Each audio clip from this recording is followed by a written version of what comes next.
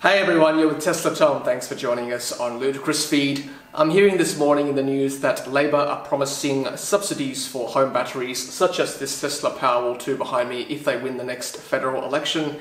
If that is the case, it's going to be very interesting. There'll be a lot more batteries around Australia. So check out the rest of my videos where I talk about how this integrates with solar. So, my question today to you, if you own a home battery, such as the PowerWall2 or another type of battery, what reserve do you set your battery at? And by reserve, I mean what percentage of your battery do you set at before your house starts using the grid? Now, for simplicity's sake, if you set your battery reserve at 100% up here, it means that your battery is basically a backup solution for your house in case of a grid failure. If you set your battery at 0% reserve all the way down here, it means that every night when the sun goes down, the battery will be drained to zero, and the next morning it'll recharge again from zero.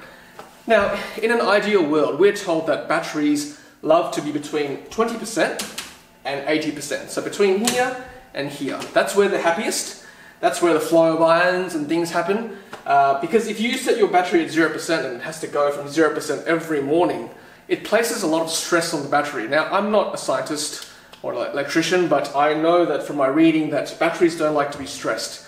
If they're charging from down here, it takes a lot of energy to get up to wherever it needs to be, and that does not help the life of your battery. So it'll shorten the lifespan of your battery.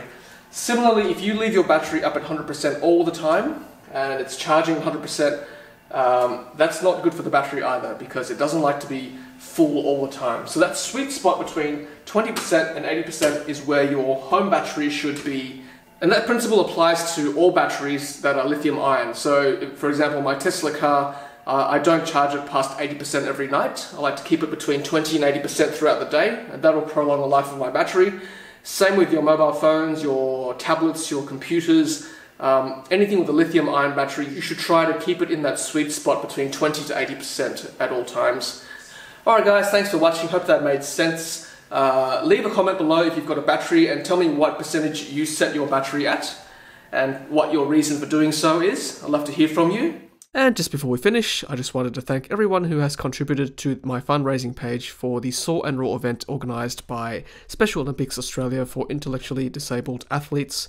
As you can see, Team Tesla is now third on the leaderboard with $5,236. We need to catch up to Team Porsche and Team Lamborghini sitting on first and second respectively. We've got till the 9th of December, everyone, so thank you for all your support, but it's not too late to give if you are feeling inclined to do so. As you can see, I am personally coming 7th on the fundraising tally, Tesla Tom having raised $1,232.